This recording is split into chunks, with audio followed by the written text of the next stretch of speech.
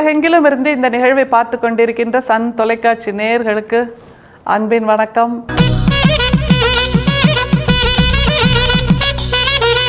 தமிழ் சித்தர் பாடல்கள் வரிசையில் வள்ளல் பெருமானோடு நம்முடைய பயணம் தொடர்ந்து கொண்டிருக்கிறது.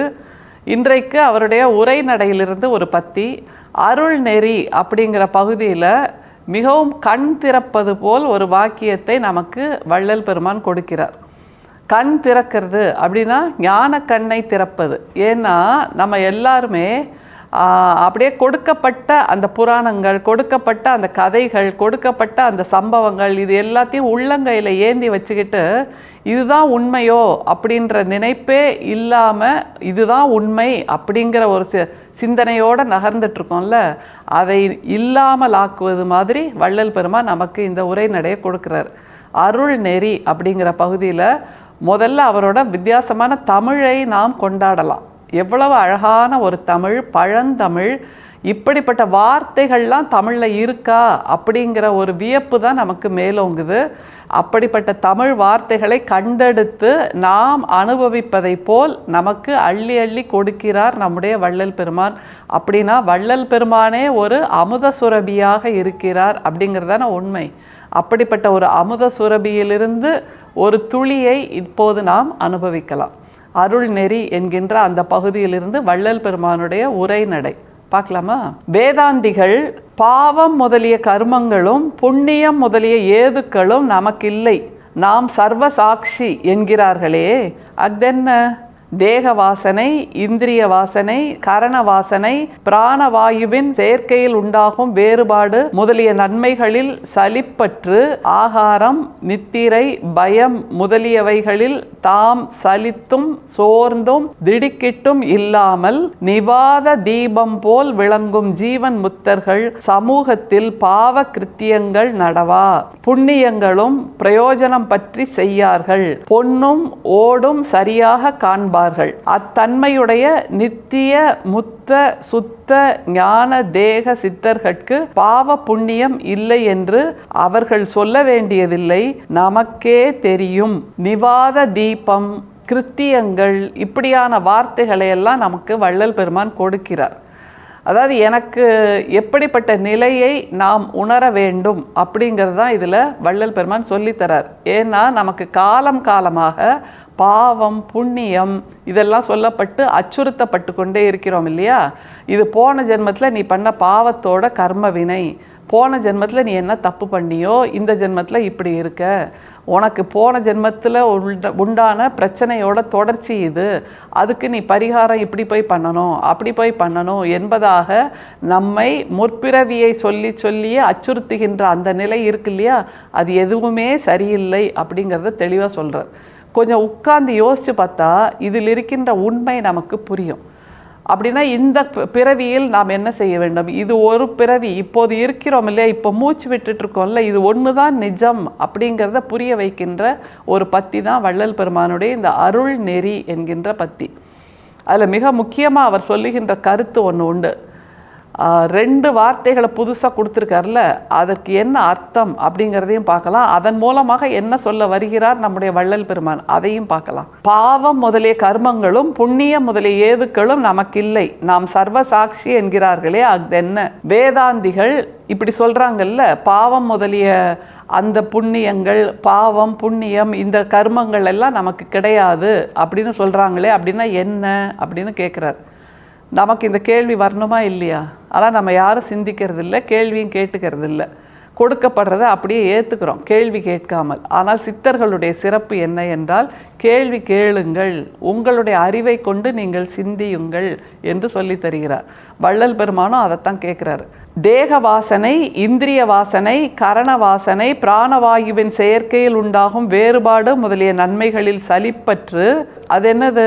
இந்த மாதிரி ஒவ்வொரு மனிதருக்கும் ஒரு தனித்த வாசனை உண்டு இல்லையா? ஒவ்வொரு மூச்சு காற்று கூட ஒவ்வொரு விதமான ஒரு வாசனையோடு இருக்கும். அப்படியான வாசனைகளில் சலிப்பற்று சலிப்பு இல்லாமல் போய், அப்படின்னா இது எனக்கு பிடிக்காது, இது எனக்கு பிடிக்கும், இது எனக்கு மனசுக்கு நெருக்கமானது, இவங்க பக்கத்துலேயே வந்துடக்கூடாது, தள்ளி வை அப்படிங்கிற மாதிரியெல்லாம் நிலைப்பாடு இல்லாமல் எது எப்படி இருந்தாலும் அதில் சலிப்பு இல்லாமல், சலிப்பு அற்று போய் அப்படின்னா சலிப்பே இல்லாமல் எல்லாவற்றையும் அப்படியே ஏற்றுக்கொள்கின்ற அந்த மனநிலை. ஆகாரம், நித்திரை, பயம் முதலியவைகளில் தாம் சலித்தும் சோர்ந்தும் திடுக்கிட்டும் இல்லாமல், ஆகாரம், நித்திரை, பயம் இதிலெல்லாம் தான் சலித்தும் சோர்ந்தும் திடுக்கிட்டும் இல்லாமல் அப்படின்னா இது எதனாலையும் ஆழ்ந்த உணர்வுக்கு ஆட்படாமல், திடீர்னு ஒரு பயம் காட்டினாங்க அப்படின்னா அப்படின்னு பயப்படுறோம்ல, அப்படி இல்லாமல் என்ன நேர்ந்தாலும் ஒரே நிதானமான மனநிலையோடு இருக்கின்ற அந்த பக்குவத்தை அடைவது, அதுதான் மிகப்பெரிய முக்கியம். அந்த பக்குவத்தை அடைவது எப்படி, அதையும் சொல்கிறார். இந்த மாதிரி மனநிலையிலிருந்து, இந்த மாதிரி தத்துவத்தின் அழுத்தத்திலிருந்து விடுபட்டு அப்படிங்கிறது மிக முக்கியம். இதிலிருந்தெல்லாம் விடுபட்டாச்சு, அந்த சலிப்பு இல்லாத வாசனைகளிலிருந்தெல்லாம் சலிப்பு அற்றுப்போயாச்சு, இந்த மாதிரி பயம், அச்சம், இந்த உணர்வெல்லாம் இல்லாமல் மனசு நிம்மதி ஆயாச்சு, ஒரே நிலை ஆயாச்சு. அடுத்தது என்ன குவாலிஃபிகேஷன் சொல்கிறார் பாருங்க. நிவாத தீபம் போல் விளங்கும் ஜீவன் முத்தர்கள். நிவாத தீபம் அப்படிங்கிறார். நிவாதம் அப்படின்னா என்ன அர்த்தம்? நிவாதம் அப்படின்னா காற்றின்மை, ஏர்லெஸ் அப்படின்னு அர்த்தம். காற்று இல்லாத இடத்துல தீபம் எந்த விதமான அலைச்சலும் இல்லாமல் ஒரே மாதிரி எரிஞ்சிட்ருக்கும். இல்லை, காற்று இருந்தால் தான் அங்கே ஒரு சலனம் இருக்கும். அந்த காற்றின் சலனத்தினால் தீபம் அங்கேயும் இங்கேயுமா அலைப்பாயும். ஆனால் நிவாத தீபம் அப்படிங்கிறாரு. என்ன அழகான வார்த்தை இல்லை? ஒவ்வொருத்தரோட மனசும் நிவாத தீபம் மாதிரி இருந்தால் இந்த மாதிரி உணர்வின் எழுச்சிகள், உணர்வின் அச்சங்கள் எதுவுமே இல்லாமல் போயிடும்ல. அதைத்தான் வள்ளல் பெருமான் சொல்கிறார். நிவாத தீபம் அப்படின்னா காற்றின்மை இருக்கக்கூடிய இடத்தில் எரிகின்ற தீபம் சலனம் இல்லாமல் இருக்கும். அது மாதிரி மனசு சஞ்சலம் இல்லாமல் இருக்கக்கூடிய இடத்தில் பாவங்கள் நேராது, பிரச்சனைகள் இருக்காது அப்படின்னு ஆணித்தரமாக சொல்கிறார். ஏன்னா மனசு சஞ்சலமே இல்லாமல் இருக்குல்ல. எனக்கு இது வேணும், அது வேணும், இது மாதிரி நான் சம்பாதிக்கணும், இது மாதிரியெல்லாம் சம்பாதிக்கணும், அப்படியான உணர்வெழுச்சிகள் இல்லாமல் நிதானமாக வாழ்கின்ற போது தவறு செய்ய தோன்றாது இல்லையா? அதைத்தான் வள்ளல் பெருமான் சொல்கிறார். சமூகத்தில் பாவ கிருத்தியங்கள் நடவா, புண்ணியங்களும் பிரயோஜனம் பற்றி செய்யார்கள். பாவ கிருத்தியங்கள் அப்படின்னா பாவ செயல்கள், பாவ தொழில்கள், பாவ வேலைகள் எதுவுமே நடக்காது. பிரயோஜனம் பற்றி செய்ய மாட்டோம், புண்ணியங்களும் பிரயோஜனம் பற்றி செய்ய மாட்டோம். அப்படின்னா நான் இதை ஒருத்தருக்கு தானம் கொடுத்தா எனக்கு என்ன இன் ரிட்டர்ன் கிடைக்கும்? ROI அப்படிம்பாங்க, ரிட்டர்ன் ஆஃப் இன்வெஸ்ட்மெண்ட் அப்படின்னு இப்போ உள்ள பொருளாதாரத்தில் ஒரு வார்த்தை. நீங்கள் ஒரு முதலீடு பண்ணுறீங்கன்னா அதன் மூலமாக உங்களுக்கு என்ன லாபம் கிடைக்கும்? அப்படி செய்கிறதா புண்ணிய செயல்கள்? இல்லை.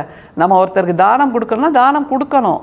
அதன் மூலமாக உங்களுக்கு ஒரு 50 கிராம் புண்ணியம் வந்து சேரும், 1 கிலோ புண்ணியம் வந்து சேரும். அப்படியெல்லாம் கணக்கு போட்டு நாம் மற்றவர்களுக்கு உதவி செய்யக்கூடாது அப்படிங்கிறார்.